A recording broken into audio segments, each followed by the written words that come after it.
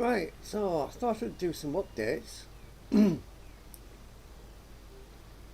So, um, well, tonight we should be doing our firefighting um, practice. Now, I've just driven the route again. I didn't film it this time. Obviously, you've seen it before. I've done a lot of live streams on my uh, Sombre Swift drives from Chagrin Falls to Stradbrook, which is the home of Sombre, right? And the fire trucks and everything. And obviously, I've done a walk around of Stradbrook before, just to give you a little bit more information because I haven't really panned around much. I've usually walked around, but this is where Libby Static creates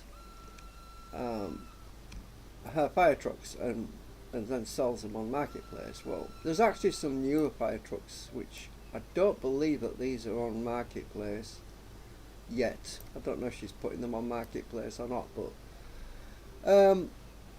because these are custom ones to do with the actual village of Stradbrook, you see, which is basically Wales. It's Welsh. It's a Welsh village, I believe. But these trucks are really nice. But yeah, so what is it I want to update you on? Right, do you remember previously when I drove? I think it was the first time when I drove from Chagrin Falls to Stradbrook. I had a mishap. Do you remember that when I crossed over a rather nasty sim crossing, and I decided to change the route?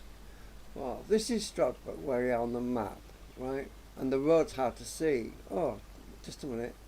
I just realised my cursor's not active, is it? Just a minute. Where are we? Am I actually on screen capture or am I on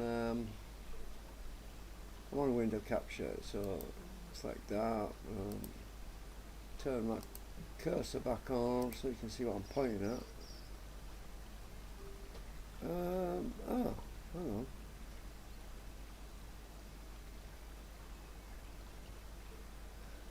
Oh, am I on window capture or what? This is weird. What's going on here?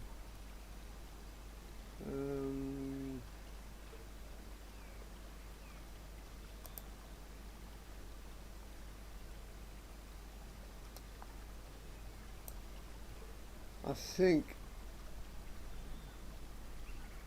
I might be on screen capture, am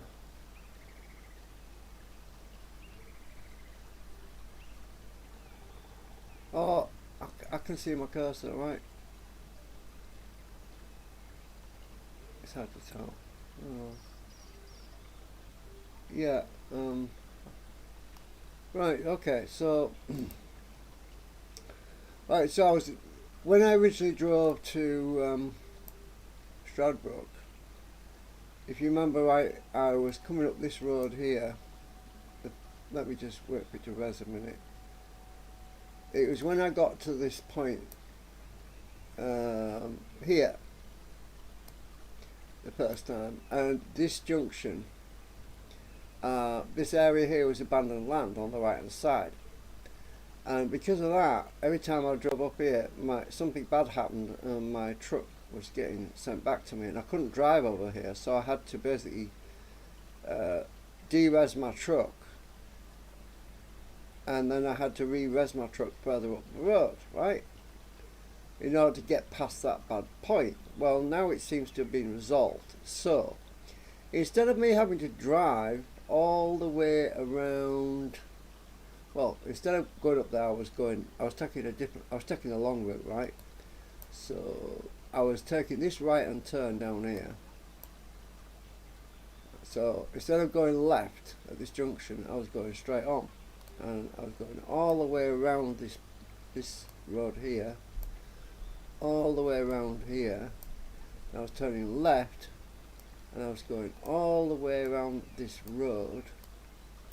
It's a 14 mile it's nearly 15 miles to go all the way around, the long way, right? All the way around here. Then I was turning left, coming up here, all the way around this bend, all the way around here. Then I turn right to go over there. Well, I don't have to do that now because they fixed the issue that was going on with that abandoned land.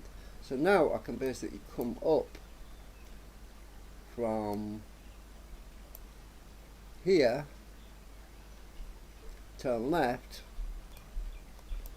and get to this junction here and turn right and go all the way across, and now I turn left instead of coming down here and turning right. So anyway, that's been sorted out.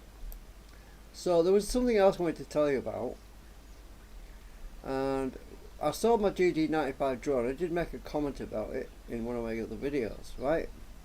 Now this is a weird thing, it's kind of funny really. When I actually took it to the second-hand shop, I forgot to remove it from my phone app. My phone app is the Drone Assist, and when you add your aircraft, when you add your drones or whatever aircraft to the Drone Assist app, it registers them with all of the local authorities, as you know, so that if you have an incident and your drone is lost and they find it, they know who you are and they can possibly get it back to you, right? Anyway, I forgot to remove the GD95 from the drone app, and I took it into the second-hand shop,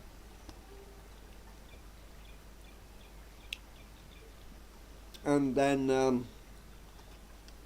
I went home and I thought, well, it's probably going to take a while to sell anyway, you know, because the last one took a few weeks. Anyway, I sat down and I thought, oh, I'll go on my Drone Assist and I'll see if it's what the weather's like. I might fly my Fly Faith Mini, right? And then it said 1 aircraft in the air in your area within 1 mile. And I thought, oh, somebody else is flying. And then when I looked to see what the information was, it says it's you. I thought, what? I'm not flying, I'm sitting down in my chair.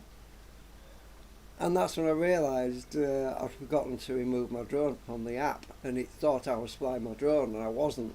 So obviously the idea of these drones, you know, there's a thing about, you know, they talk about remote ID. They've been talking about bringing this remote ID in. Well, why? Because they already know if you've registered it with the Drone Assist, they already know if your aircraft's in the air. So anyway, I had to remove it. I had to remove it from the app because obviously I don't own it anymore. I sold it, right? So anyway, so the just a little heads up that when you're flying, you might not be aware that they already know when your aircraft's in the air, even if you haven't got remote ID. So it's kind of interesting though, that. So anyway, I thought I'd just mention that because it might be something that people aren't aware of. So anyway, just a little update on that, and keep you posted. So thanks for watching. Yeah, I'm gonna get off and do. I might have to drive all the way back again actually.